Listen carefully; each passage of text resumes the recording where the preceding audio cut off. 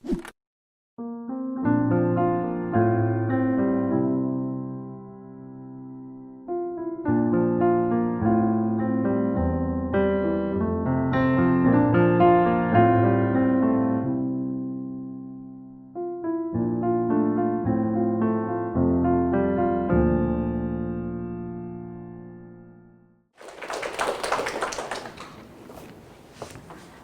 안녕하세요.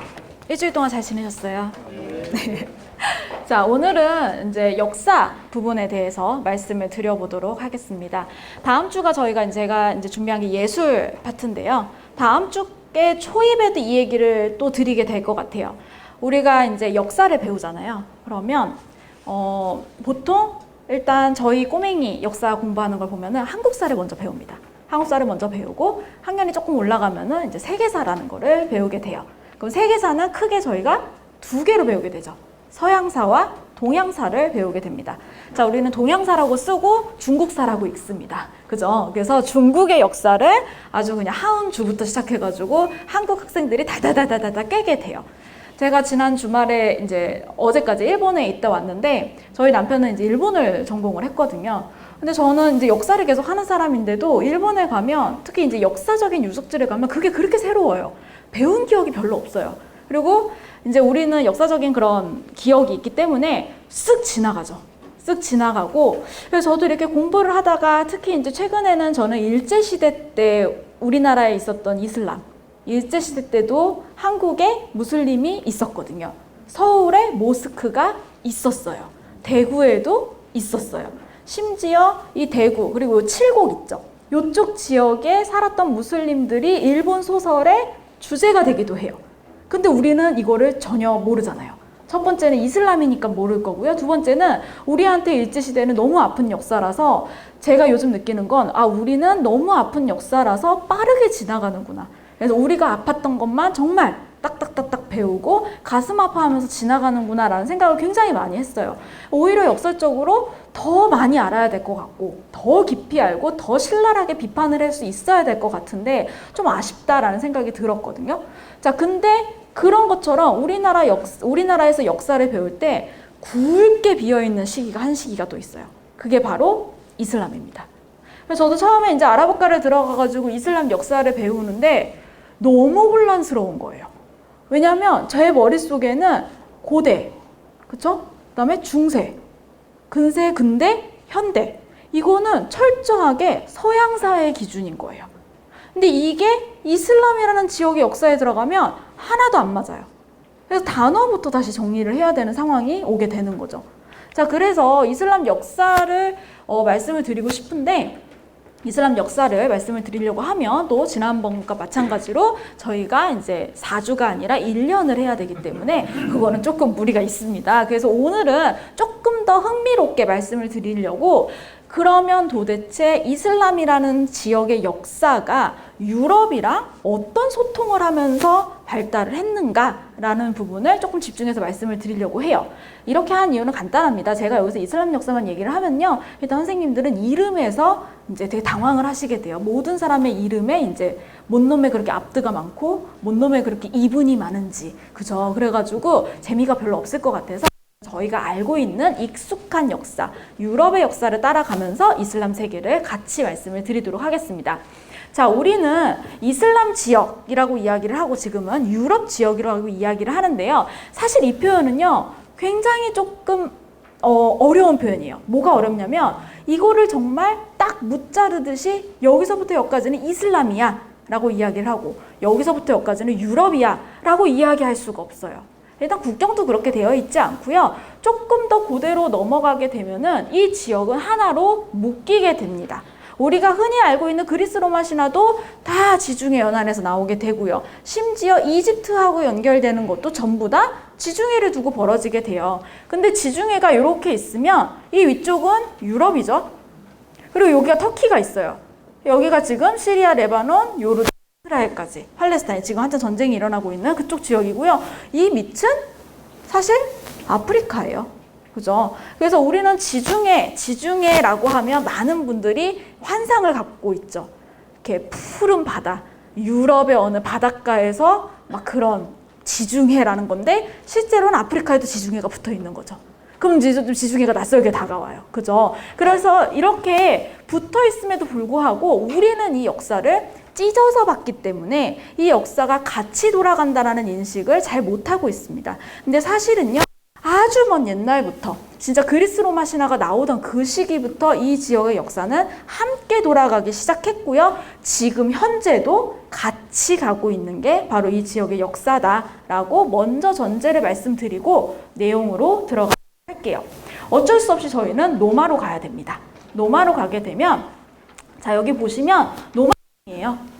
이렇게 로마가 이제 여기 있지만 나중에는 여기를 전체적으로 다 한마디로 먹게 되죠. 먹게 되고 그 전에 이제 요 남쪽에는 이렇게 해서 이제 이게 로마가 가장 크게 확장했던 시기의 지도다라고 보시면 될 것 같고요. 자, 우리 로마하고 초기에 싸웠던 여러 가지 이제 로마가 워낙에 역사가 길고 영토가 넓기 때문에 근데 로마가 처음에 저렇게 강력한 세력을 구성하면서 싸웠던 나라가 있어요. 혹시 선생님들 아실까요? 그렇죠. 지난주하고 똑같은 고민을 하게 되는데요. 대답이 너무 빨리 나옵니다. 자, 그래서 제가 계속 당황을 하게 되는데 그 카르타고가 어디 있을까요, 지금? 맞습니다.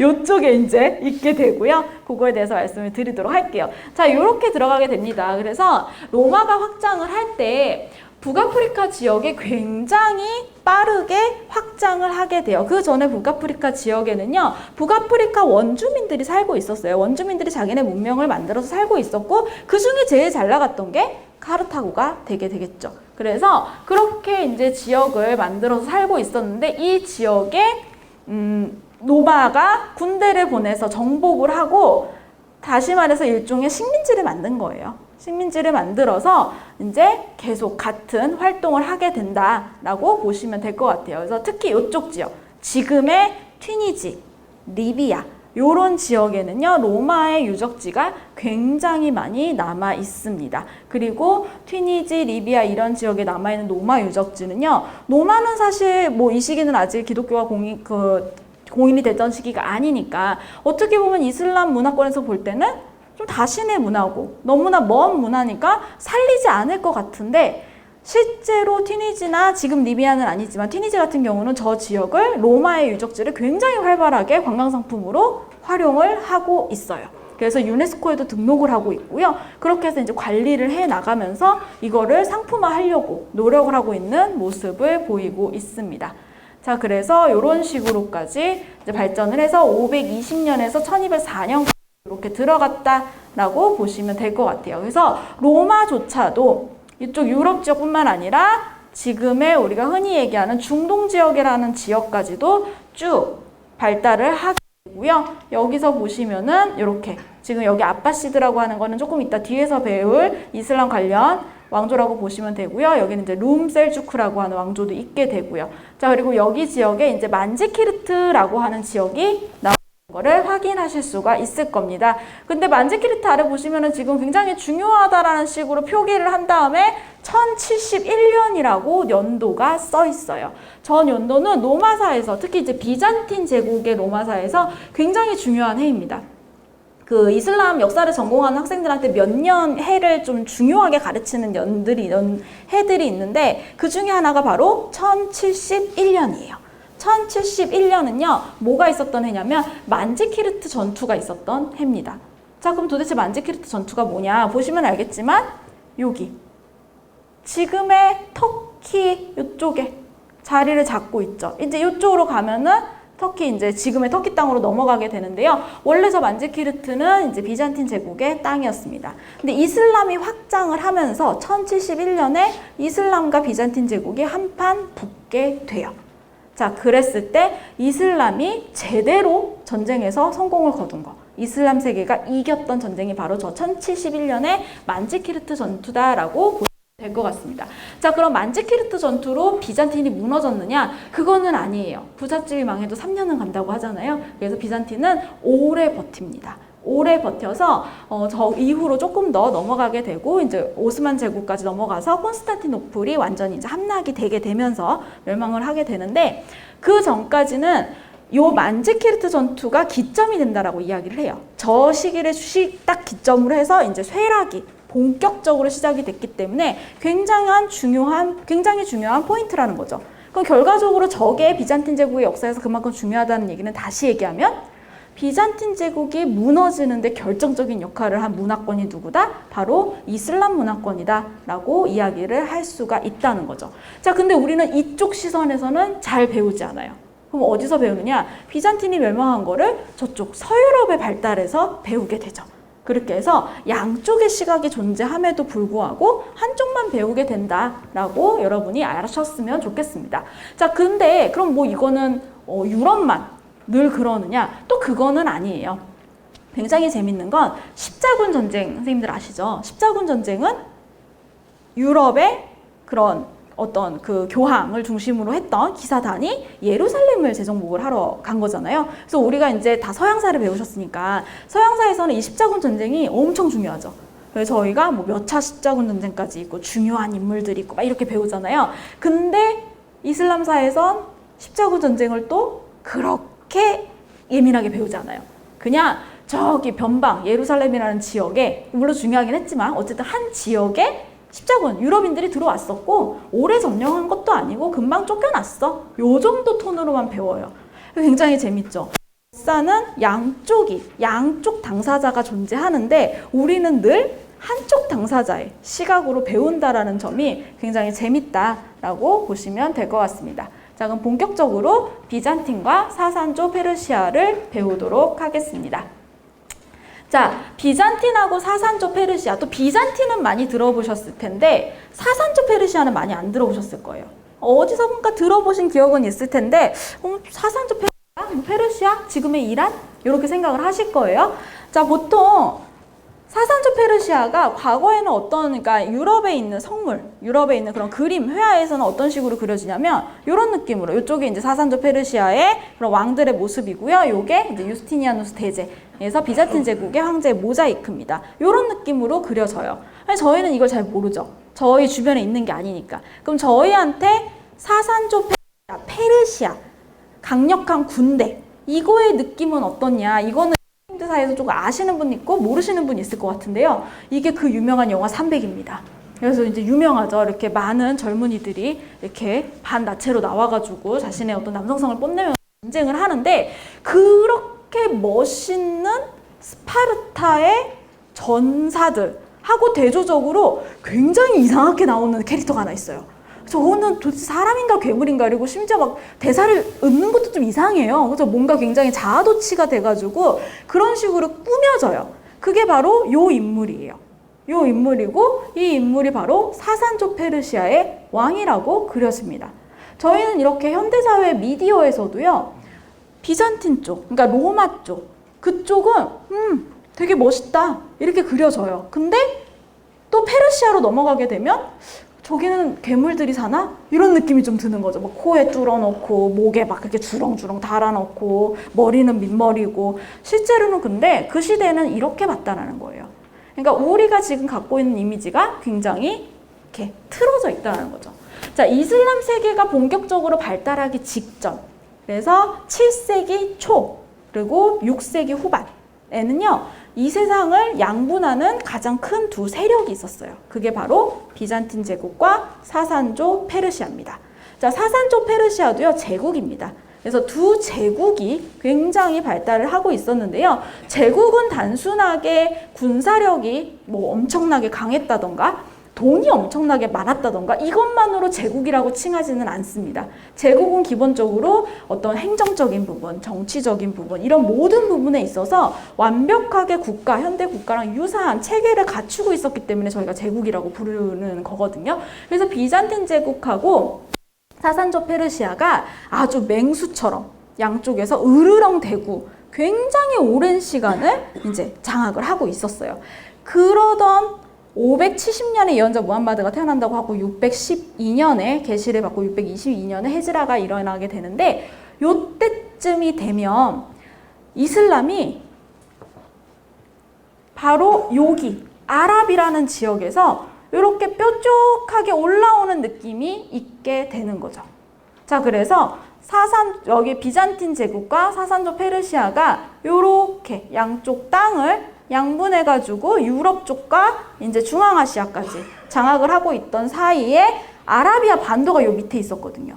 여기에서 새로운 세력이 올라오기 시작을 합니다. 그게 7세기예요.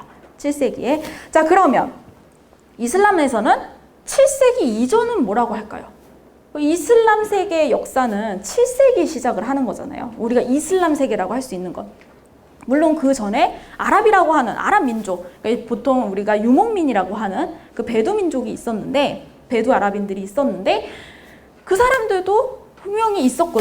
그럼 이슬람이 탄생하기 전에 그 세계를 이슬람은 뭐라고 이야기를 할까? 그 세계를요 보통 자힐리아라는 단어를 사용을 합니다. 자힐리아는요 암흑의 세계라는 뜻이에요.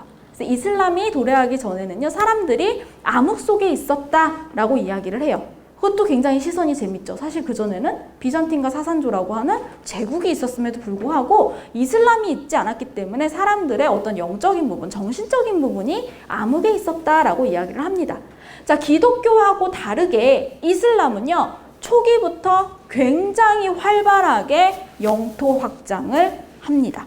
굉장히 다르죠. 예수님은 그렇게 안 가르쳤잖아요. 그냥 사랑하라. 그리고 어떻게 보면은 좀 더 이렇게 가난한 사람들을 규합하고 이렇게 만드는 그거에 집중을 했다면 이슬람은 같은 종교, 같은 뿌리를 두고 있는 종교임에도 불구하고 굉장히 다른 느낌을 가지고 있어요. 영토 전쟁을 해요. 그래서 예언자 무함마드 때는요 아라비아 반도 전체를 장악을 합니다. 그래서 영토 전쟁을 했다라는 거예요. 그리고 두 번째는 상공업을 중시해요. 저번 주에 했던 건데 예언자 무함마드 부인의 직업이 뭐였죠? 대상단의 딱 주인이었잖아요. 그래서 상업을 장려를 합니다. 그럴 수밖에 없는 게 저번 주에도 말씀을 드렸지만 에서 사유재산은요 알라가 특별히 예뻐해서 주는 거잖아요. 그러니까 사유재산이라는 게 죄악이 아니거든요. 그러다 보니까 활발한 경제활동을 장려를 하게 되는 거죠. 그리고 영토 전쟁도 합니다. 왜냐하면 제가 말씀드렸잖아요. 무슬림한테 세금을 못 거두니까 영토 전쟁을 해서 영토를 빼앗아서 세금을 걷어야 됐다는 거죠. 그래야 무슬림들을 먹여 살릴 수 있었다는 거예요. 그래서 활발하게 영토 전쟁을 하게 되고요. 요때 이슬람이 뾰족하게 올라갈 때 제가 조금 전에는 비잔틴 제국과 사산조 페르시아가 두 마리 아주 성난 맹수라 그랬잖아요. 근데 7세기쯤 되면은 요 맹수들이 이가 다 빠져요. 이가 다 빠지는데 그 과거의 영광이 남아 있는 거예요. 그래서 분명히 으르렁은 되는데 이는 빠진 상태가 됩니다. 자, 그런 시점에서 이슬람이 나오게 되는 거죠. 자, 그래서 처음에 이슬람은 확장이 되면서 세 방향으로 가게 돼요. 첫 번째는 이집트로 가게 됩니다. 그래서 지중해를 타고 가는 거죠. 요렇게 올라와서 요로 가는 거예요. 이집트로 가게 되는데 당시에 그럼 이집트에는 무슨 일이 있었느냐? 이집트에는 비잔틴 제국이 간접 통치를 하고 있었어요. 그래서 이렇게 왕조들이 들어가 통치를 하고 있었는데 이 비잔틴 제국은 우리가 지금 믿는 카톨릭이었죠. 우리가 지금 믿는 카톨릭이었는데 실제로 이집트에는 이집트만의 기독교가 있었어요. 그걸 우리가 뭐라고 하느냐면 혹시 아실까요?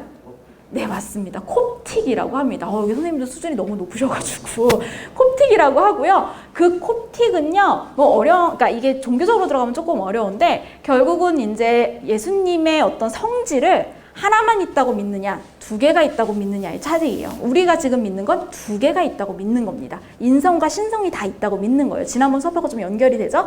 근데 그게 아니라 인성이든 신성이든 하나만 가졌다라고 믿는 사람들이 있어요. 그래서 이거 들어보셨을 거예요. 단성론자. 성격 중에 단이란 거 하나만 가졌다. 그래서 그런 사람들이 이집트에 있었거든요. 자, 그러면 주류였던 카톨릭이 볼 때 콥틱은 기분이 나쁘죠. 그럼 통치를 할 때 잘해줬을까요? 잘 안 해줬다는 거예요. 아마 억압하고 못 믿게 하고 좀 괴롭힌 거예요. 자, 그래서 이슬람이 저기에 들어가게 됩니다. 처음에는 못 들어가게 했었어요. 예언자 무함마드의 다다음 칼리프, 그러니까 계승한 다다음 칼리프인 오마르가 자기 밑에 휘하가 들어가겠다고 하는 거예요. 장군은 못 들어가게 했었어요. 너 거기 들어가봤자 거기 지금 비잔틴도 있고 시끄러워. 우리 다른 지역도 가야 돼. 근데 너무 쫄으니까 그러면 여기 시나이 반도 앞에 가가지고 내 명령을 기다려 라고 이야기를 했는데 이 장군이 가가지고 보니까 들어갈 만 하겠는 거예요. 그래서 나 들어간다 하고 들어가요. 들어갔는데 웬걸 코틱들이 문을 활짝 열어주는 거예요. 어서 오시라고. 활짝 열어줘가지고 거의 무혈에 가깝게 입성을 합니다. 자, 제일 당황한 건 누구? 오마르가 되겠죠. 못 가게 했는데. 그죠? 그래서 오마르가 그 장군한테 통치권을 줘요. 그럼 네가 이집트를 다스려라. 자, 그 영토가 본격적으로 넓어지기 시작하니까 처음 나왔던 예언자 무함마드는 아라비아 반도만 통치했기 때문에 스스로 자기 동네를 다 통치할 수 있었던 거예요. 근데 이제 본격적으로 넓어지기 시작하니까 이제 드디어 일종의 제후들, 장군들이 파견되기 시작을 하는 그런 모습이 바로 이 시기에 나타나기 시작을 합니다. 자, 그래서 이집트를 정복을 해요. 그랬더니 그럼 누가 남죠? 진짜 여기 위에 비잔틴 본류하고 사산족 페르시아가 남게 되는 거예요. 그래서 먼저 어디를 치느냐? 사산족 페르시아로 들어갑니다. 사산족 페르시아로 들어가가지고 여기서도 몇 차례 싸움을 겪기는 하는데 생각보다 손쉽게 전쟁에서 이깁니다. 사산족 페르시아를 정복을 하게 되고요. 그리고 이제 비잔틴하고 1071년 만지키르트 전투까지 연결이 된다라고 보시면 될 것 같아요. 자, 그러면 페르시아 제국의 아까 제가 제국이라고 그랬잖아요. 지금 제국이라고 말씀을 드렸고, 그러면 엄청나게 많은 수의 어떤 지식인층이 있었을 거잖아요. 그럼 이 지식인층이 어디로 갔냐는 거예요. 그러면 이제 이슬람 문화에 굉장히 고유한 특징이 나오는데 아까 세금 문제라고는 했지만 이유야 어떻든 간에 그런 지식인들에 대해서 굉장히 오픈마인드예요. 그러니까 들어오면 좋은 거예요. 우리한테 들어와서 너희들이 가지고 있는 지식을 우리를 위해 쓰면 너무 좋다라고 생각을 하는 거죠. 그래서 이 페르시아의 그런 행정적인 조직, 구성, 인적 자원 이거를 미친 듯이 빠른 속도로 흡수를 합니다. 자, 그래서 어느 정도였냐면 원래는 동전을 잘 안 썼거든요. 동전을 잘 안 썼는데 동전 쓰는 것부터 시작을 해가지고 그 다음에 페르시아가 했던 거 예를 들어서 파발 역참제 같은 거 있잖아요. 그게 페르시아에서 먼저 발달을 해요. 그러니까 그런 제도 이런 것까지 쫙쫙쫙쫙 흡수를 하게 되는 거예요. 그 말인 즉슨 사실은 이슬람 세계가 나오기 전에 이 아라비아 반도에 있었던 사람들은요. 한 번도 제대로 된 왕조를 세워본 적이 없어요. 근데 영토가 이렇게 커졌잖아요. 그럼 이거를 통치하는 방법을 알아야 하잖아요. 통치를 아무나 할 수 있는 건 아니잖아요. 그 기술을 어디서 배웠느냐? 다 페르시아에서 배우게 됩니다. 자, 그래서 이슬람 세계는요, 흔히 세 가지 문명이 같이 만들었다고 이야기를 해요. 그럼 어떻게, 이거는 이제 아랍에 있는 대학들의 사학과에서 보통 배우는 논리라고 이야기를 하더라고요. 아랍인들은 주춧돌을 세웠다고 이야기를 한답니다. 이슬람 문명이라는 거대한 집을 지을 때 아랍인들이 땅을 닫고 주춧돌을 쫙 세우고 나서 페르시아 사람들이 들어와서 멋지게 집을 올렸다고 이야기를 해요.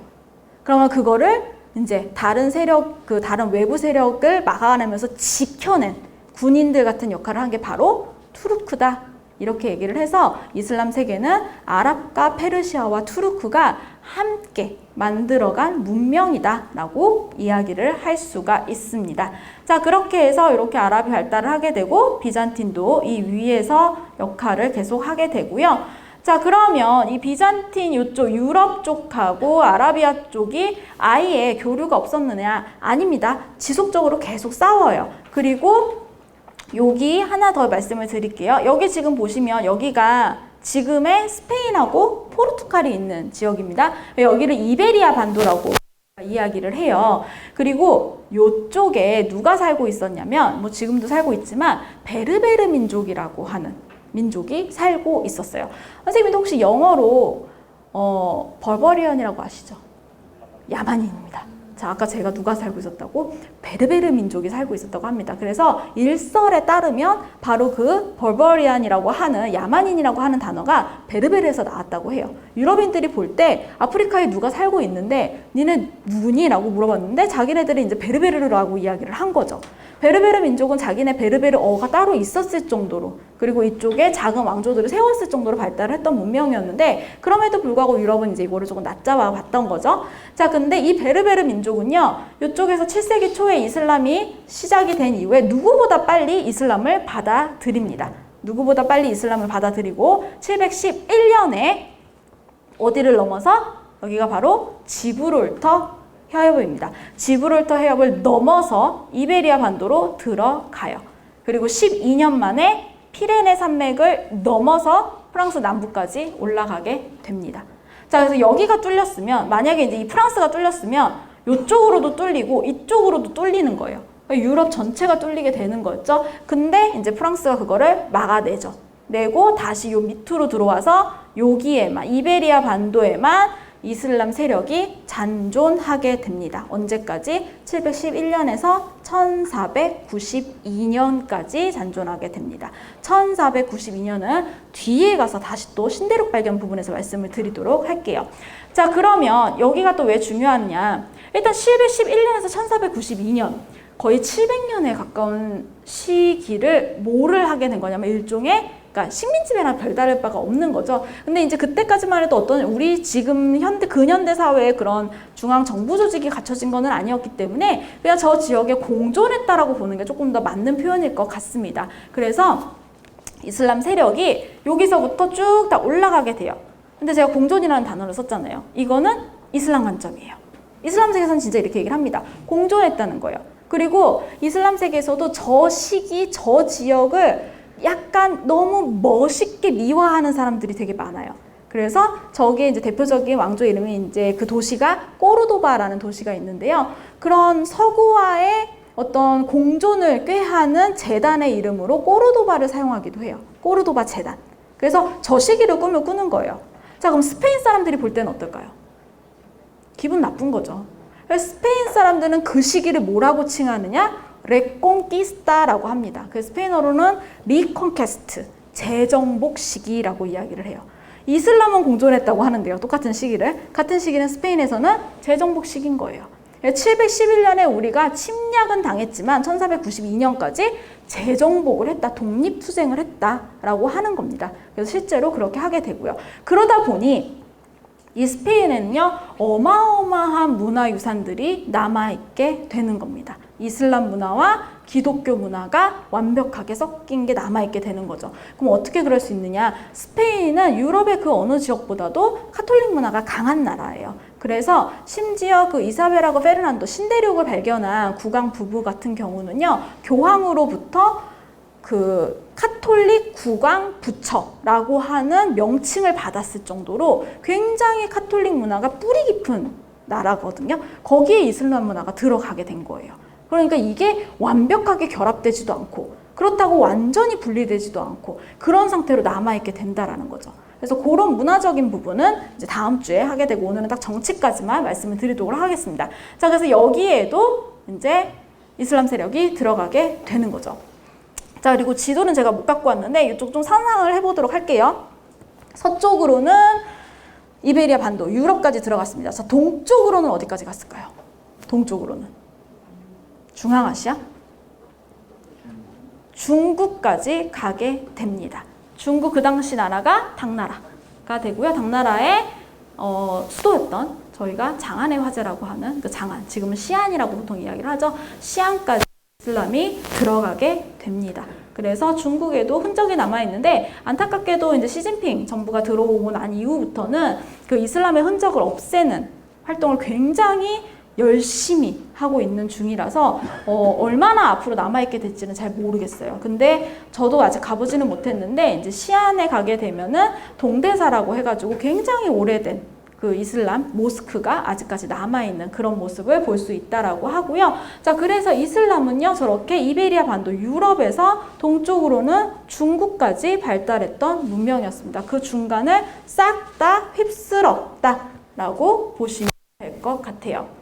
자, 이 인물은 누구냐면 이븐 루시드라고 하는 인물입니다. 지금 이제 꼬르도바 지역에 가게 되면은 이 동상이 세워져 있어요. 제가 아까 이쪽 지역 말씀드렸잖아요. 지금 스페인 남부 지역에 가면은 스페인 남부 지역은 이제 주도의 이름으로 안달루시아, 그래서 알 안달루스 보통 이렇게 하고 안달루시아 이렇게 이야기를 하는데요. 그 안달루시아 지역이 있습니다. 제가 올해, 그러니까 작년에 저희 시어머니랑 갔다 오고 올해는 저희 아들이랑 갔다 왔는데 요즘에 저쪽으로 여행을 많이 가시더라고요. 그래서 이렇게 패키지로 두바이 찍고 이렇게 스페인 가는 그런 게 굉장히 많다고 하는데 저는 굉장히 추천합니다. 되게 이국적이고요. 되게 좋아요. 되게 좋은데 그 안달루시아 지역이 왜 그렇게 유명하냐면 이슬람 문화가 많이 남아서 그렇거든요. 그럼 저 지역이 이제 이슬람 문화의 중심지 역할을 하게 돼요. 언제부터 하게 되냐면 1258년 이후부터 하게 됩니다. 저는 선생님들이 이것도 맞히실 것 같아요. 1258년이 왜 중요할까요? 저만 아나요? 자, 1258년은요, 몽고 제국이 이슬람을 파괴한 바그다드를 침략한 해입니다. 그러니까 그 전까지는 약간 왕도가 있었대요. 전쟁은 해도 관계 수로는 파괴하지 않는, 전쟁을 해도 여자랑 아이들은 죽이지 않는 이런 게 있었는데 몽고는 그런 게 없대요. 그런 상태에서 또 심지어 빨라요. 분명히 이 역참제를 이용을 해가지고 어제 보고가 들어온 거예요. 그러니까 원래 있었던 그 이슬람 세계의 왕들은요, 그래 어제 보고가 들어왔으면은 한 3일 있어야 올까 했는데 오늘 온 거예요. 대비를 할 수가 없었어요. 자, 그럼 몽고가 그게 어떻게 가능했을까요? 네, 말이 작아서, 그러니까 말이 일단 잘 달렸겠죠. 잘 달렸고요. 자, 이게 없었어요. 뭐가 없었을까요? 지금 식량 얘기하셨는데 뭐가 없었을까요? 군이 이렇게 진군을 할 때 요 전선이 길어지는 결정적인 요인이 하나가 있거든요. 그쵸, 보급인 거예요. 근데 몽고는 보급이 필요가 없었다고 합니다. 왜 그랬을까요? 선생님들 갑자기 네, 다 비슷비슷한데 말을 그 자리에서 잡아먹지는 않았고요. 육포를 자기 먹을 거를 자기가 말에 달고 달렸기 때문에 그래서 이제 그 속도가 어마어마하게 빨랐다라고 했고요. 몽고 같은 경우는 기본적으로 유목이었기 때문에 여기에 정주할 걸 생각을 안 한 거예요. 그러니까 관계시설이고 뭐고 다 부셔버립니다. 그대로. 다 부셔버리게 돼서 어디까지 들어오느냐? 요 시나이 반도 앞까지 들어오게 돼요. 그때 당시에 이집트에 있었던 왕조가 맘룩이라고 하는 왕조가 있었습니다. 맘룩이라는 거는 아랍어로 그 소유된 자라는 뜻이에요. 굉장히 고급스러운 표현이잖아요. 소유된 자. 자, 뭐라고 얘기하냐면 노예 왕조라고 이야기를 합니다. 아랍인들이 그 용병으로 부렸던 투르크인들이 반란을 일으켜서 만든 왕조가 맘룩 왕조예요. 자, 아까 제가 용병으로 부렸다 그랬잖아요. 기본적으로 싸움을 엄청 잘했던 거죠. 그래서 이 시나이 반도 이쪽 선에 전선을 구축을 하고 이미 여긴 초토화가 된 거예요. 몽골이 들어와서 구축을 하고 버틴 거죠. 근데 때마침 몽고 중심지에서 일이 일어나죠. 칸이 죽습니다. 그래서 이 여기까지 그 부대를 끌고 들어왔던 홀라구 칸이라고 하는 징기스칸의 손자예요. 홀라구 칸이 뭐 하러 가냐면 선거하러 가요. 본진으로. 그게 몽고가 정말 더 확장하지 못했던 굉장히 중요한 포인트라고 해요. 몽골이 계승 규칙이 정해지질 않았어요. 그래서 그게 나중에 이제 멸망으로 이뤄지게 되는 중요한 요소 중에 하나라고 평가를 하는데, 그래서 홀라구칸 한마디로 지휘관이 빠져나가게 되자 요까지는 못 들어간 거예요. 자, 그래서 몽골이 들어왔었기 때문에 바그다드니 다마스커스니 원래 있었던 굉장히 중요했던 도시는 다 무너져 내리고요. 거기에 살던 지식인들이 어디로 이동을 하냐면 북아프리카로 이동해서 유럽이 살기 좋대. 그래서 여기까지 이동을 하게 되는 겁니다. 그때부터 발달한 도시가 바로 이집트의 카이로예요. 네. 그래서 그런 식으로 이제 본격적으로 도시가 발달을 하게 되고, 그때 나왔던 인물이 이븐 루시드라고 해가지고 그 옛날 위인전 보시면은 아시죠? 선생님들 그 사람 직업 얘기할 때 철학자이자 사회학자이자 역사학자이자 수학자이자 막 이렇게 가는 거, 그런 대표적인 인물이다라고 보시면 될 것 같습니다. 그래서 굉장히 유명한 인물로 어떻게 보면은 이제 유럽의 중세 철학의 또 기틀을 만들어놔 그런 인물이고요. 아랍 국가에서, 그러니까 이슬람 세계에서 생존했던 사람인데 실제 이 사람의 핏줄은 페르시아계예요. 그래서 역시도 다시 말씀을 드리지만 다 섞였다라고 보시면 될 것 같습니다. 자, 그러면 잠깐 중세 유럽으로 가보도록 할게요. 이슬람 세계는 이런 식으로 자기들 역사를 막 만들었어요. 그래서 저희가 보통 어떻게 얘기하냐면 예언자 무함마드가 있었고 정통 칼리파라고 하는, 지난 시간에 얘기해 드렸죠. 4명의 칼리파가 있었고 오마야드, 그래서 오마위야라고 보통 얘기를 하는데 오마이야조가 있었고 아바스조가 있었습니다. 요까지가 아랍 왕조예요. 선생님들은 아바스조를 알고 계세요. 어떻게 아실까요? 선생님들 알라딘 다 보셨죠? 알라딘 보시면은 사람이 뭘 타고 다니죠? 양탄자를 타고 다니죠. 제가 학교 대학 다닐 때 저희 교수님이 뭐라고 얘기하셨냐면 얼마나 왕조가 잘 나갔으면 사람이 양탄자를 타고 날아다녔다고 이렇게 얘기를 하셨거든요. 그 왕조가 아바스 왕조를 모델로 했다라고 이야기를 해요. 정말 잘 나갔던. 자, 그럼 그렇게 잘 나갈 때 유럽은 뭐를 하고 있었을까? 자, 중세 유럽을 저희 뭐라고 배우죠? 암흑기라고 배우죠. 자, 그럼 어딘가가 암흑기면 어딘가는 여명이 비치고 있었을 거 아니에요. 이제 거기가 이슬람이 됩니다. 그럼 중세 유럽의 암흑기는 도대체 왜 왔느냐? 종교를 중시했기 때문에 오게 됩니다. 그래서 모든 어떤 인간이라든지 그 이전에 존재했던 그리스 로마 신화라든지 이런 식의 그림은 더 이상 그리지 않게 되는 그런 문화가 나타나게 되고요. 모든 그림은 다 성화. 그래서 기독교 성화에 집중이 되는 그런 모습을 보게 되죠. 이 그림 같은 경우는 중세 그림임에도 불구하고 굉장히 사람 묘사를 잘한 그림 중에 하나로 꼽히게 되고요. 여기 이제 파란색, 보통 파란색을 입은 인물이 가장 고귀한 자를 나타내기 때문에 이제 성모 마리아가 됩니다. 이 부분은 기억을 해주세요. 다음 주에 또 나옵니다. 자, 그렇게 하게 되는데, 자, 어느 정도로 그러면 종교적인 거를 중시를 했느냐? 이 석상을 보시면, 그림과 석상을 보시면 뭔가 좀 전체적으로 안 어울리는 게 하나 있어요. 저 포도잎을 가려놓은 거 보이시죠? 가운데 중요한 부위에. 자, 원래 저거는요 없었다고 합니다. 포도잎이 가려져 있지 않았다고 해요. 그리고 저게 실제로 그리스 그 옛날 시대에 만들었던 거 발굴을 하면 그냥 그 나체 그대로 나온다고 해요. 근데 중세 때 저거가 너무 외설적이다. 인간을 저렇게 나타내면 안 된다라고 해서 포도잎으로 다 가려주죠. 실제로 그림에도 그런 거를 표현하지 못하게 나뭇잎으로 자연스럽게 가린다든지 이런 식으로 표현을 다 바꾸게 되고요. 실제로 나중에 이제 미켈란젤로 자체도 그림을 그렸는데 그거를 다시 교황의 명령에 의해서 그 제자가 다 덧칠을 하게 되는 그런 식의 문화로 들어가게 되는 거예요. 그래서 철저하게 경건하고 신을 중심으로 하나님을 중심으로 하는 그런 문화로 들어가고 있었다라는 거죠. 자, 그러면 그때 아랍은 뭐를 하고 있었냐? 그때가 바로 아바스조입니다. 아바스조가 되고요. 아바스조는요, 이제 10세기, 그러니까 750년부터 1258년, 제가 아까 1258년이 중요하다고 그랬잖아요. 1258년까지 존속이 됐던 왕조가 되게 되는데 그 아바스조에서 가장 중요한 게 바로 지혜의 집이라는 공간이 됩니다. 지혜의 집이에요. 바이툴 히크마라고 이야기를 하거든요. 아랍어로 바이트가 집이고요. 히크마가 지혜입니다. 그럼 지혜의 집에서 뭐를 했느냐? 번역을 했습니다. 자, 그럼 뭘 번역을 했느냐? 그리스 로마 철학을 번역을 해요. 그리스 로마의 철학, 의학, 그 다음에 수학, 그리고 그 당시에 이 천문학, 점성술 이런 것까지 다 번역을 하게 되죠. 자, 그러면 누가 번역을 했느냐? 그 당시에 시리아 지역에 살고 있었던 사람들이 참 부럽게도 언어를 여러 가지를 했다고 해요.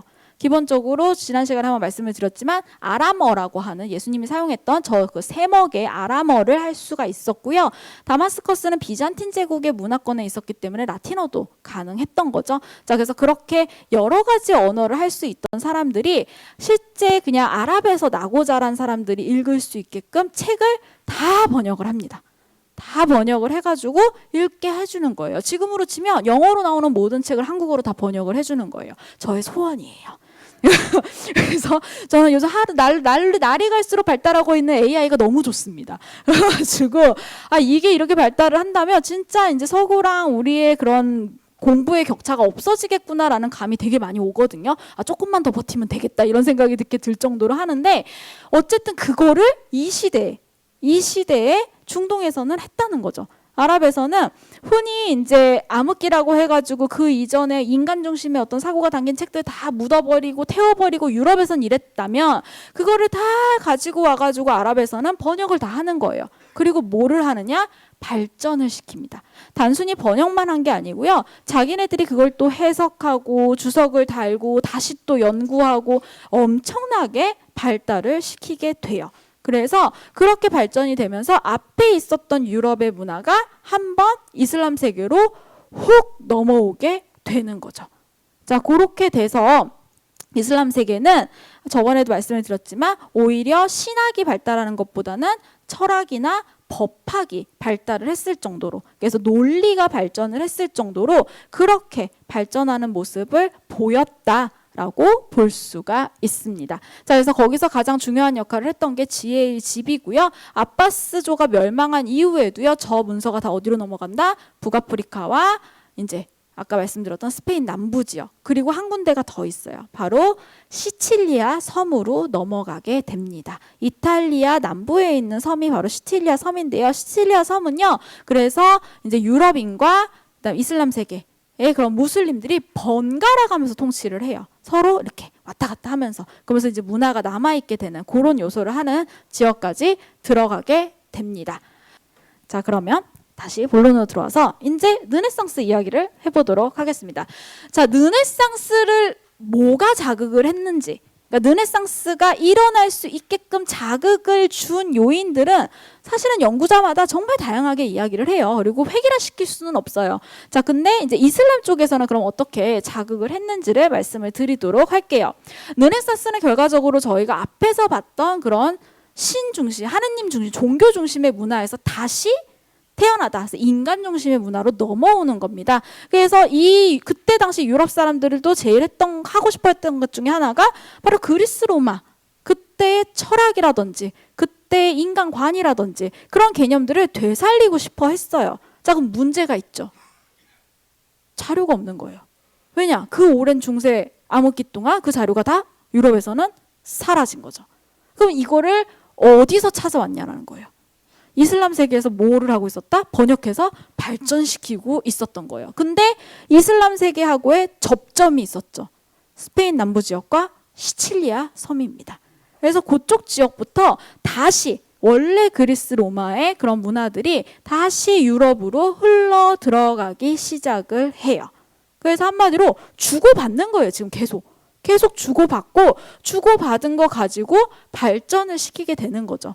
르네상스기가 지나기 시작하면서부터는 이제 요 시기에 이슬람 세계에는 이제 제국들이 들어오기 시작을 하거든요. 그래서 오스만 제국, 그다음에 사파비 제국, 그리고 선생님들이 보통 무굴 제국으로 알고 계시는데 원래 명칭은 무갈입니다. 현지어로는. 그래서 무갈 제국이 들어오게 돼요. 자, 무갈 제국은 저희는 무굴 제국을 어떻게 왜 배우냐면 영국의 동인도 회사 배우면서 배워요. 그러니까 무굴 제국으로 배우는 게 아니라 영국의 동인도 회사 때문에 배웁니다. 근데 사실 무굴 제국은 이슬람 제국이고요. 굉장히 발달했던 제국입니다. 그래서 그렇게 제국이 하나가 나오게 인도 지방. 근데 또 착각하시면 안 되는 게 인도 남부가 아니고요. 지금의 인도 북부, 인도 파키스탄, 아프가니스탄 지역이다라고 보시면 됩니다. 자, 그리고 이제 뒤에 가서 이제 오스만 제국할 때 조금 더 제국 얘기를 더 말씀을 드리도록 할게요. 자, 그렇게 해서 르네상스가 되고 유럽 문화가 한참 발달을 하던 언제였냐면 1492년에 신대륙을 발견하게 됩니다. 자, 1492년은요, 여러모로 굉장히 의미가 있는 해예요. 일단 가장 중요한 거는 우리가 세계사적으로 배울 때는 1492년은 콜럼버스가 신대륙을 발견한 해이기 때문입니다. 자, 근데 콜럼버스가 어디에서 후원을 받죠? 스페인에서 후원을 받아요. 자, 그러면 스페인이 아까 전에 분명히 이슬람하고 박터지게 싸워가지고 같이 공존하고 있다 그랬잖아요. 어떻게 후원이 가능했냐는 거예요. 돈이 한두 푼이 아니었을 거고, 그리고 어떻게 보면은 그 시대에 가장 벤처기업에 투자한 거잖아요. 그죠? 쉽지 않은 선택이었을 거예요. 그럼에도 불구하고 그렇게 많은 돈을 투자를 해가지고 결국 신대륙을 발견을 하게 해요. 자, 그러면 그 당시에 스페인은 어땠느냐? 바로 1492년이요. 레콩키스타가 완수된 해입니다. 그래서 스페인에 남아있었던 마지막 무슬림 왕국, 이슬람 보통 따이파라고 하는데 그 왕국이었던 나스르 왕조를 쫓아낸 해예요. 그 나스르 왕조가 바로 어디냐? 아람부라 궁전이 있는 그라나다 지역을 수도로 했던 왕조입니다. 자, 그때 이 카톨릭 스페인 사람들이 무슬림만 쫓아낸 게 아니에요. 1+1으로 쫓아냅니다. 누가 같이 묶였을까요? 유대인들이 같이 묶입니다. 자, 왜 그랬느냐? 예전에 들어왔을 때 그 콥트인들이 했던 것처럼 유대인들도 문을 또 활짝활짝 열어줬거든요. 그래가지고 들어오게 돼요. 그러니까 미웠던 거예요. 그래서 1+1으로 유대인하고 이슬람을 같이 스페인에서 쫓아내게 돼요.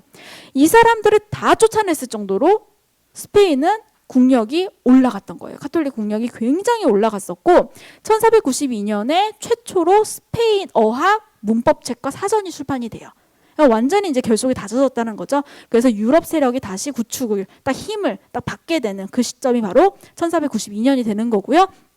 이슬람 입장에서는 이베리아 반도까지 들어갔던 유럽까지 들어갔던 이슬람 세력권이 이제 무너져 내리기 시작하는 그 시기가 이제 15세기라고 보시면 되는데 요게 이제 서쪽 지역 끝에서 있었던 일인 거고요. 아까 보셨던 터키나 이쪽 지역에서는 여전히 제국들이 이제 막 올라가기 시작합니다. 그래서 오스만 제국부터 시작을 해가지고 힘을 계속 받아서 올라가게 되는데요.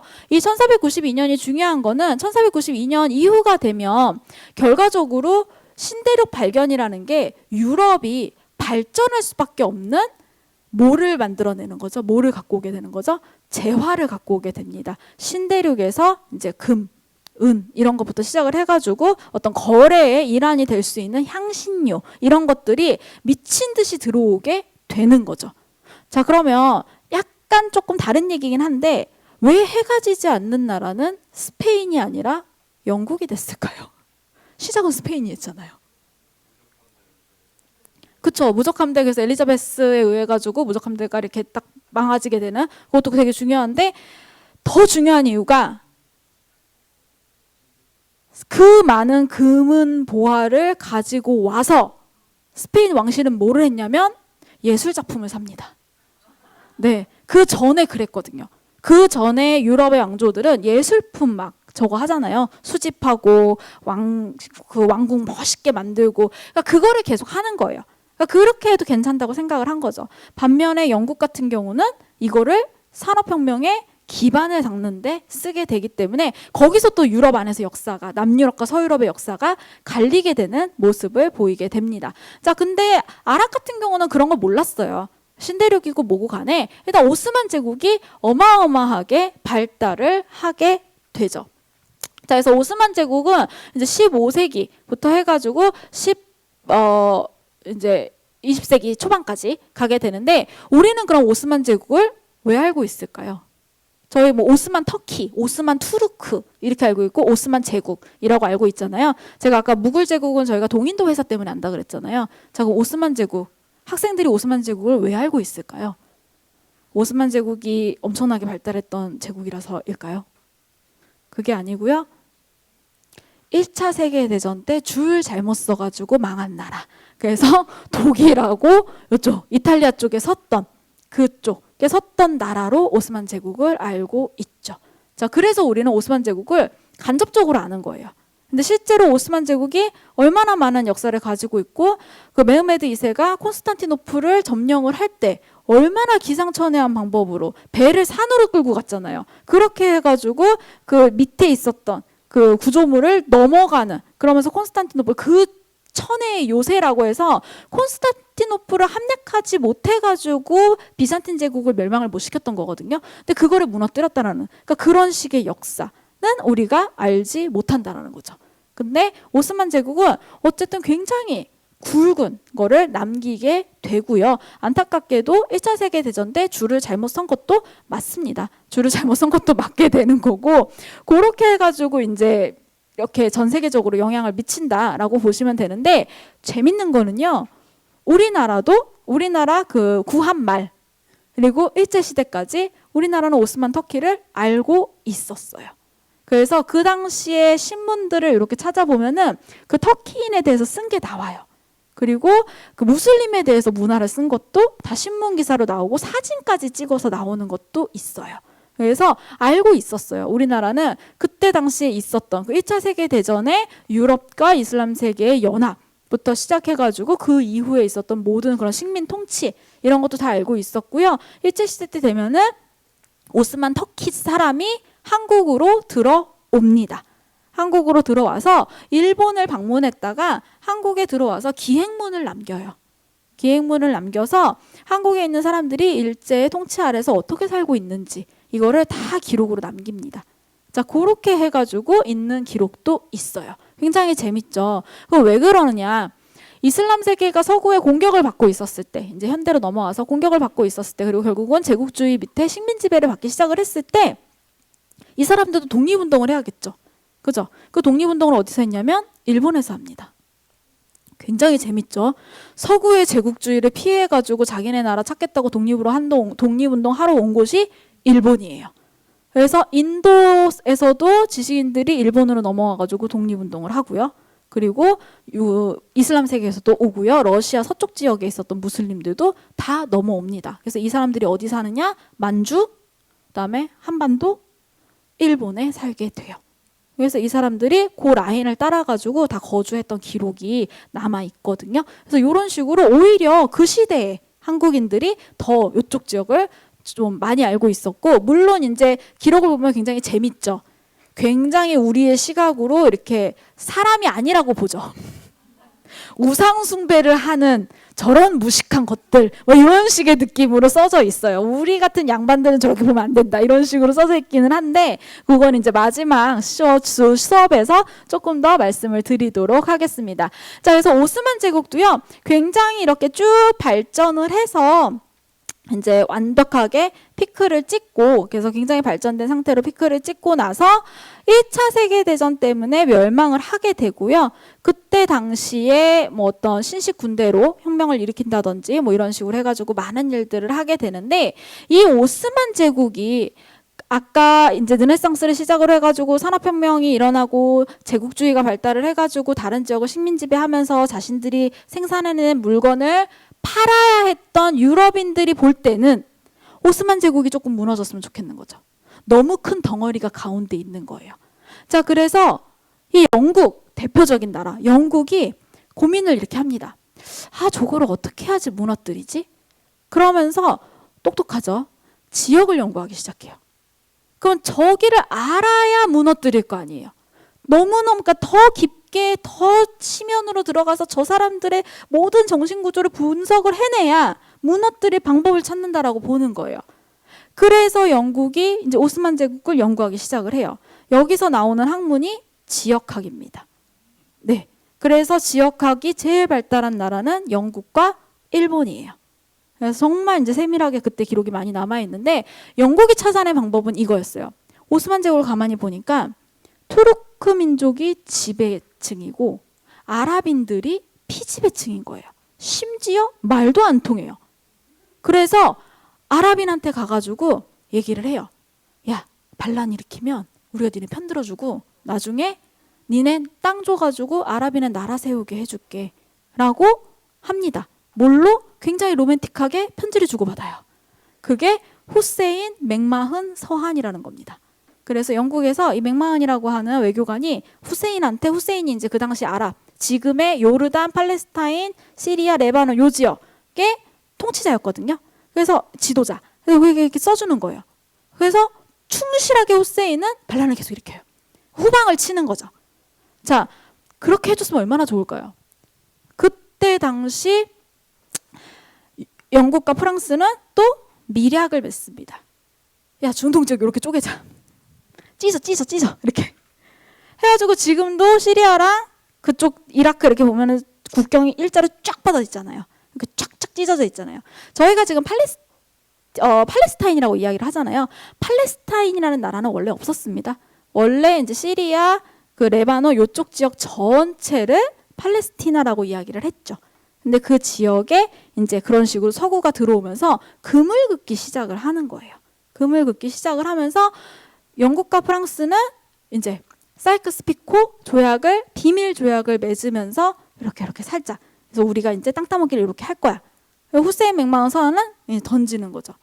자, 그러면서 영국이 뭐를 또 하나 하죠. 뭘 하냐? 유대인들한테 약속을 합니다. 야, 니네 나라 만들어줄게. 니네 가나안 땅 가야 될 거 아니야. 우리가 도와줄게. 이렇게 약속을 하게 됩니다. 대환장 파티가 벌어진 거죠. 자, 그러고 전쟁이 딱 끝나고 제국주의가 끝나니까 영국은 쏙 빠집니다. 자, 그리고 여기에 남게 되는 게 이제 이스라엘, 팔레스타인 문제가 남게 되는 거예요. 자, 이렇게 돼서 현대 국가를 세우는 그 과정에도 아예 이렇게 유럽의 입김이 작용을 했다라고 보시면 될 것 같아요. 그래서 이 부분을 굉장히 잘 써놓은 책이 있는데 그게 현대 중동의 탄생이라는 책이 있습니다. 좀 두꺼워요. 이렇게 두꺼워가지고 저는 주로 배고 자는 쪽으로 선택을 했던 너무 힘들어가지고 정치를 별로 안 좋아할 때 읽었던 거라 가지고 근데 이제 굉장히 세밀하게 이제 요때 어떻게 미래학이 이제 됐고 이런 거를 굉장히 잘 나타내 놓은 책이다라고 보시면 될 것 같아요. 그래서 오스만 제국은 쪼그라들어요. 그래서 사실은 훨씬 더 많이 쪼그라들었다가 이제 케말 파샤라는 인물이 나타나면서 지금의 영토 수준으로 해서 투르크, 그러니까 튀르키예라고 지금 하죠. 튀르키예라고 하는 그 투르크 민족의 투르크어를 사용하는 사람들이 모여 있는 그 왕조가 이제 그 땅이 현재의 튀르키예가 되는 거고요. 이제 그 옆에 이제 이란 같은 경우는 원래는 팔레비 샤라 그래가지고 거기도 왕조가 있었는데 원래 그 왕조는 친미 성향이었어요. 굉장한 친미 성향이어가지고 미국의 비호를 받고 있다가 나중에 이제 이란 이슬람 혁명이 일어나게 되면서 오히려 굉장히 반대적으로 지금의 형태를 갖추게 되고 그 밑에는 이제 난리가 나게 되는 거죠. 그래서 언제까지 난리가 나게 되느냐? 중동 전쟁이 총 4번 일어납니다. 그래서 1차, 2차, 3차, 4차 중동 전쟁이 일어나게 되고요. 놀랍게도 한 번도 중동이 못 이기죠. 먼저 찌르는 건 다 중동이 찌르는데요. 한 번도 중동이 못 이기고 다 이스라엘이 이깁니다. 미국이 뒤에서 받쳐주기 때문에 그랬어요. 미국이 뒤에서 받쳐주기 때문에 그런 거고 여기서 또 재밌는 일화가 하나가 나오게 되는데 우리나라하고 그러니까 혈맹이라고 하는 형제 국가가 하나 있죠. 지금 계속 얘기 나왔던 튀르키예요. 튀르키예가 우리나라하고 혈맹이라고 할 수 있는 이유는 6.25 전쟁이 일어나고 거의 일진으로 이제 우리나라에 10월 달에 바로 들어옵니다. 10월 달에 바로 들어와서 11월에 바로 그 최전방에 다 배치가 되게 되거든요. 같이 피를 흘려서 혈맹이 되는데요. 시리아하고 우리하고 튀르키예 관계처럼 시리아하고 관계를 맺은 나라가 있으니 바로 북한입니다. 시리아하고 북한이 굉장히 이렇게 결속이 되어 있는 국가라고 보시면 될 것 같고요. 그래서 그럼 왜 그러냐? 바로 이 중동 전쟁 때문에 그래요. 중동 전쟁 때 시리아를 도우려고 이제 전투기를 파병을 한 나라가 북한이고요. 뭐 잘 싸웠대요. 실제로 이렇게 격추도 시켜가지고 이스라엘 쪽 그 전투기를 격추시킨 기록도 있고 굉장히 잘 싸웠다고 이야기를 하고요. 그리고 이제 현대로 좀 더 내려오게 되면은 이제 시리아라고 하고 북한하고 원래 또 사이가 좋았지만 시리아는 지금 2대째 독재 상태거든요. 2대째 독재 상태인데 북한은 3대로 넘어갔잖아요. 그럼 시리아의 꿈은 그렇죠. 그래가지고 그 사례를 굉장히 잘 이렇게 열심히 롤모델을 하고 있다라고 그런 식으로 이제 그런 나라들이 몇 개가 있죠. 그런 나라 중에 하나 시리아가 됩니다. 저 같은 경우는 시리아에서 어학연수를 잠깐 했었거든요. 뭣도 모르고 갔습니다. 자, 그리고 이렇게 되기 전에 갔어요. 그래서 마지막 거의 막차를 탔었어요. 2009년, 8년 요쯤에 갔는데 2010년에 아랍의 봄이 터졌으니까 2008년쯤에 갔던 것 같은데 굉장히 신기한 나라였어요. 우리나라 2000년대와 1970년대가 같이 있는 것 같은 느낌이었어요. 그래서 뭐 핸드폰 가게에 가면 우리나라랑 똑같은 핸드폰을 팔아요. 근데 슈퍼에 가면 그때 중고등학교 때 뭐가 유행했었냐면 그 엄마 어렸을 적에 해가지고 인형 가지고 전시회 하는 게 유행이었었거든요. 70년대 이렇게 모습들 인형으로 이렇게 재현해 놓은 거, 그 모습이 제 눈앞에 있는 거예요. 네, 그래서 너무너무 신기한 나라다 이런 것도 있었고 그리고 두 번째는 한국 대사관이 없습니다. 시리아는 당연히 북한하고 관계가 그렇게 좋은데 우리나라 대사관이 있을 수가 없죠. 어젠가 그제부터 지금 계속 그 기사 뜨고 있는 게 우리나라 외교관들 공격 테러 대상이 돼가지고 지금 주의 격상이 올라갔다 이렇게 지금 기사가 계속 뜨고 있는데 시리아는 아예 대사관이 없습니다. 시리아는 대사관이 없어서 제가 딱 들어갔을 때도 먼저 있었던 유학생들이 제일 먼저 해준 얘기가 이제 무슨 유사 상태가 발생할 시에는 요 동네 살고 있는 애들끼리 여기에 모여서 이렇게 육로로 빠져나가고 여기 있는 애들은 이렇게 빠져가지고 공항으로 바로 가고 뭐 이런 식의 그거를 알려줬던 그런 것도 있고, 이렇게 택시를 타면 택시 기사가 비밀 경찰이 많다라고 이야기를 하긴 했었어요. 그때 당시에도 이렇게 물어봐요. 굉장히 깨끗한 표준어로 너 어느 나라에서 왔니? 이렇게 물어봐요. 그러면 한국에서 왔어 이렇게 얘기를 하면 딱 물어보는 게 북한, 남한 이렇게 물어봐요. 그러면 최대한 두려움에 떠는 목소리로 남한에서 왔어 이렇게 얘기를 하면 실제로 들었던 농담이 그럼 내가 너를 지금 북한 대사관에 내려주면 너는 어떻게 돼? 이렇게 얘기를 해요. 안 그랬으면 좋겠어 이렇게 얘기하면 농담이야 이러고 이렇게 가거든요. 굉장히 독특하죠. 그래서 저는 뭣도 모르고 이제 선배들이 아랍어 깨끗하다 그래가지고 그거 하나 보고 갔다가 너무 신기한 경험을 많이 해가지고 굉장히 재밌었던 기억으로 남아 있는데, 아마도 제 평생에 다시는 못 갈 거라고 생각을 하고 있고, 이제는 돈을 주고 가라 그래도 안 가겠다라고 생각을 하고 있는 나라가 또 시리아이기도 합니다. 자, 이런 식으로 나라들이 이렇게 아랍 국가들이 막 생기기 시작을 해요. 그러니까 찢은 거죠. 찢어가지고 각자 이렇게 해서 뭐 공화정으로 시작하는 나라도 있고 군정으로 시작하는 나라도 있고 왕정으로 시작하는 나라도 있고, 근데 그 나라들이 어쨌든 얼마 전까지만 해도요 아랍으로 자꾸 묶였어요. 우리는 아랍이야. 혹은 우리는 이슬람이야. 그래서 이스라엘 팔레스타인을 공격해 우리는 이스라엘이랑 수교 안 맺어. 이런 의식이 굉장히 강했었어요. 우린 절대로 관계 안 맺을 거야. 이런 게 있었는데 이게 언제 무너지느냐? 2015년이 지나면서 본격적으로 무너지기 시작을 합니다. 그래서 제가 갑자기 연도가 헷갈리는데 한 3, 4년 됐거든요. 아브라함 협정이라는 게 맺어지게 돼요. 우리 아브라함 지난 시간에 배웠잖아요. 그죠? 아브라함의 이름을 쓴 거예요.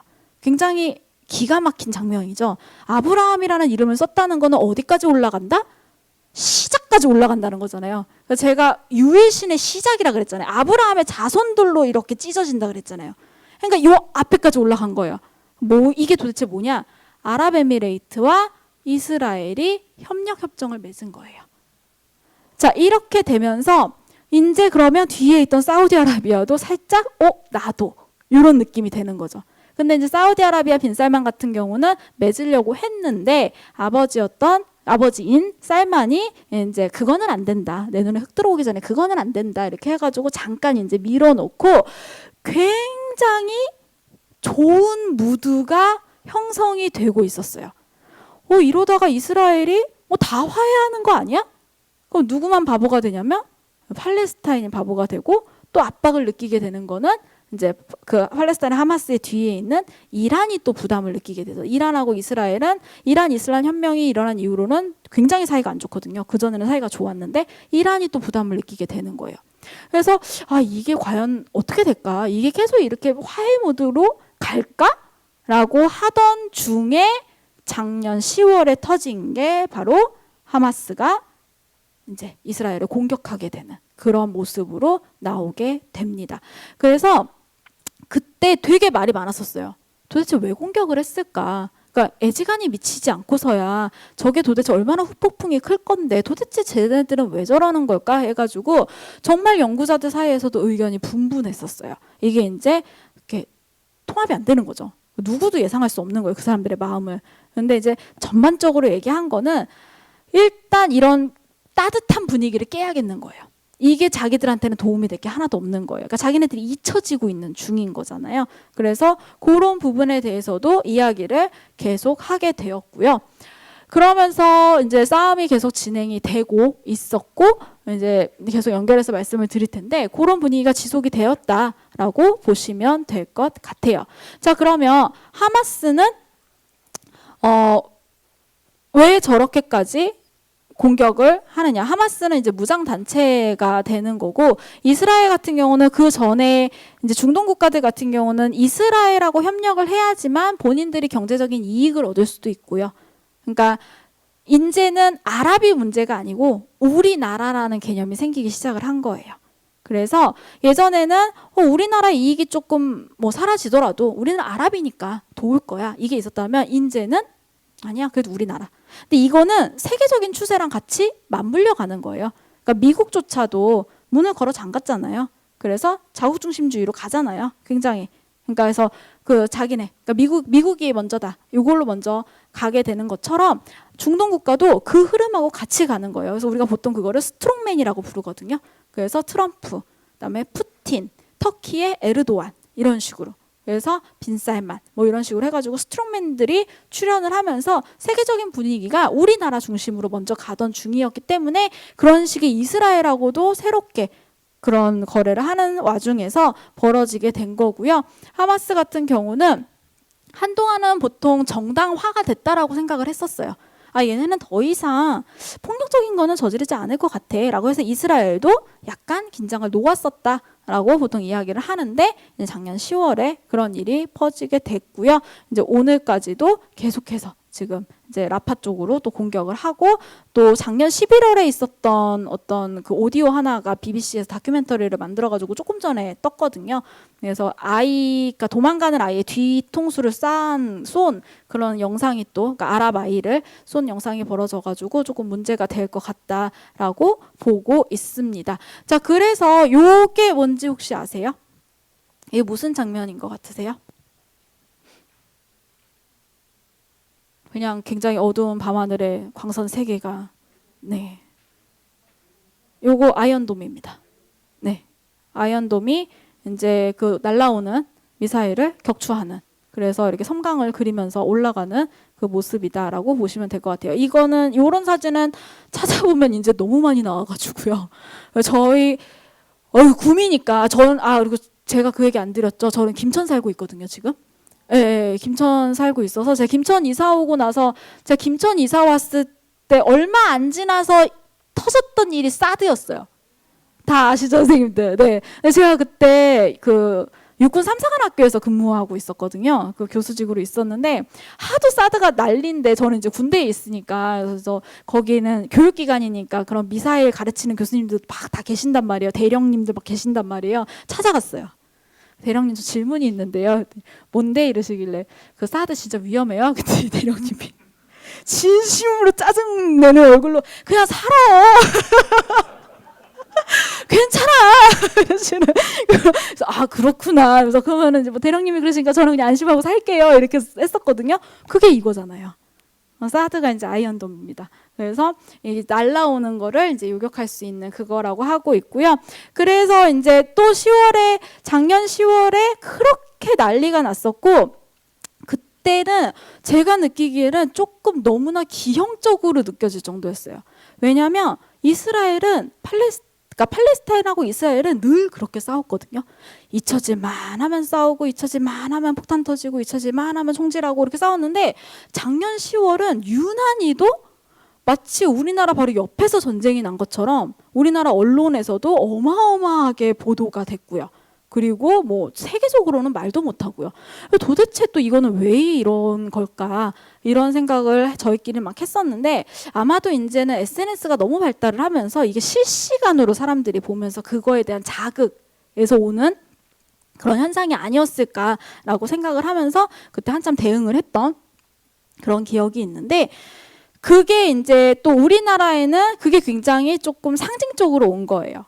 이런 식의 공격도 가능하네? 그러면서 우리나라에도 나왔던 얘기가 그럼 북한이 우리한테 이렇게 하면 어떡하지? 이런 거에 대해서도 이제 하나의 모델로서 이제 이슬람 세계가 논의가 진행이 되기 시작을 했다라고 보시면 될 것 같아요. 그래서 이슬람 세계는 우리나라하고 굉장히 멀리 떨어진 나라인 것 같기는 하지만 이런 부분에서는 또 의도치 않게 연결이 되어 있다라고 이야기를 할 수가 있고요. 그리고 완벽하게 밝혀지진 않지만 작년 10월에도 나왔던 얘기지만 그런 식의 어떤 드론의 사용이라든지 그리고 우리 흔히 재래식 무기라고 하는 것들이 이제 북한 쪽에서 많이 그런 중동 무장단체로 넘어간다라고 하는 게 밝혀진 적은 없습니다. 공식적으로 밝혀진 적은 없고 그런 식의 짐작들이 이제 분석들이 나오는 상황이기는 하다라고 말씀을 드릴 수 있을 것 같아요.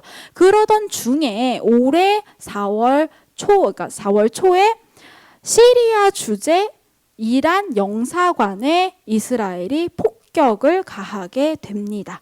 폭격을 가하게 되고요. 이제 굉장히 최근 얘기를 해드릴게요. 폭격을 가하게 되고요. 요거 만들 때는 이 일이 안 벌어졌었어요.